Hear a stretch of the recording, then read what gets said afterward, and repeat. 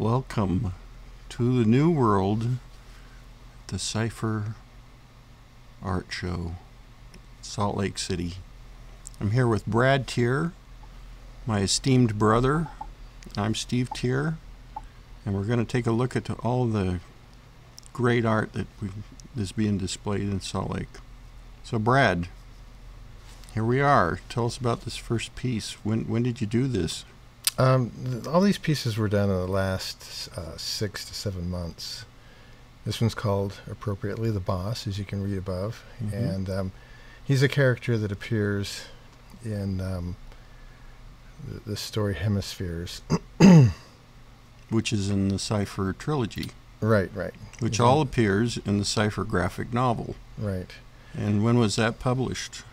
That was published way back in '97. Mm-hmm. Okay, here's we affectionately call that guy Cypher Dude, and who's he?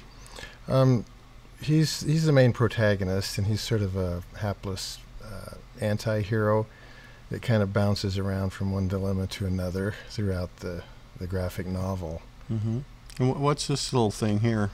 Doesn't look like art anymore. It looks like sculpture. Yeah, I kind of did a cross or a hybrid between sculpture and the visual arts. It's got elements of both. Mm-hmm. And you did a couple of those. Okay, the UFO Monthly, you use some way to allow people to watch video on these things. Right. A lot of these have a QR code in the bottom corner or on the side. Mm-hmm. And you can take your phone and you just scan that, and it'll play a video. Yeah, all those videos appear on the fan site. Right. So you can look at them there since you're not at the show. These pieces, anything you want to comment about them?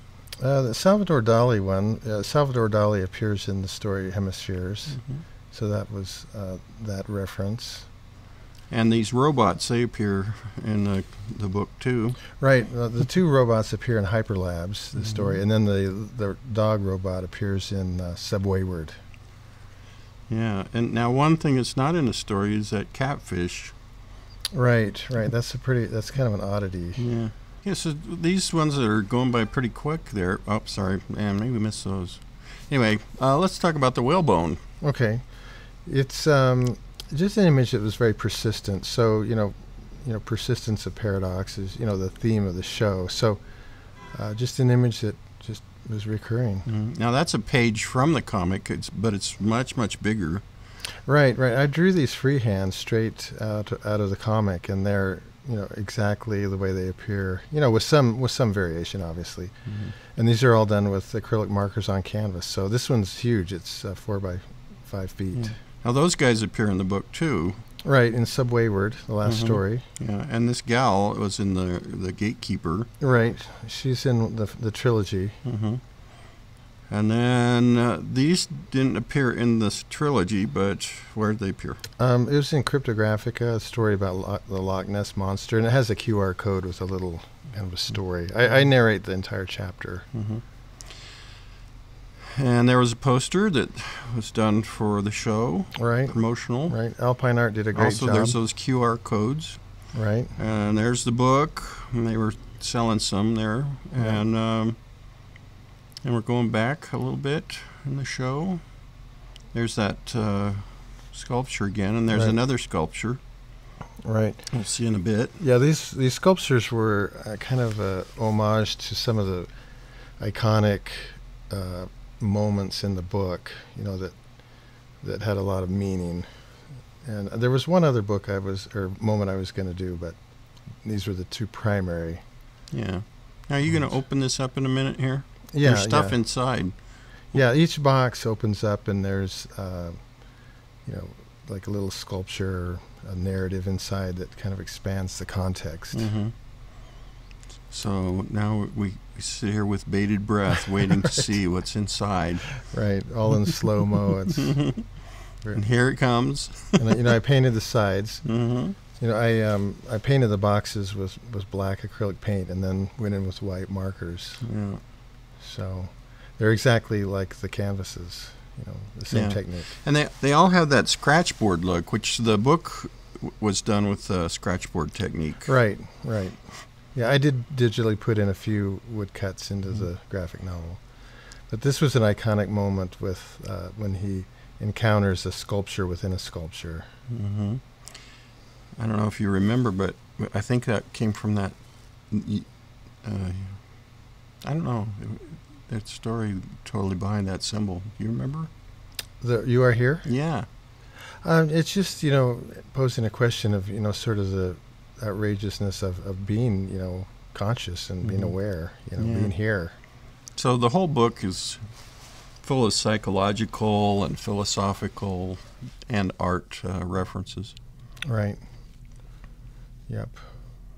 There's Salvador Dali again. He appears in Hemispheres. And the Little Devil. Right. He's in. Now Rockwell Kent. He wasn't in there, was he? No. But Rockwell Kent and Van Gogh were both huge influences on me. So I just wanted to add two of those. As were robots. Right. Robots are huge influence. Right. Exactly. Yeah, and I love the symbols on the side there, which are really fun. Right, techno. I sprinkle all the images, including the graphic novel, with symbolism to give a more layered meaning to the text. Mm-hmm.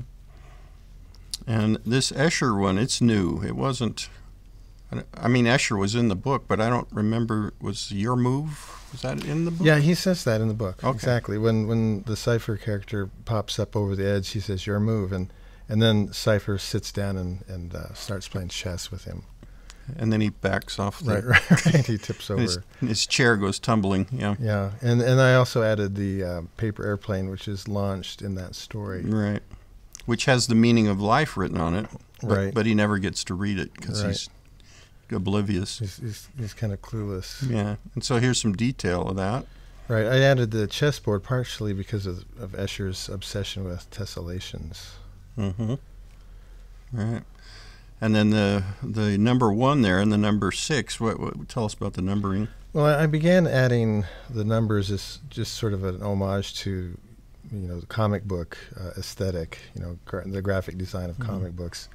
And I abandoned. I wasn't, intent on putting them on everything. So there's that second sculpture. I think we'll get another look at that a bit. And there's Subterranean, which is a story within the story. Right. Yeah. That's a kind of a recurring theme, and it's a comic book that he discovers in a book called The Book of Dreams, and you can read more at the blog. Thanks.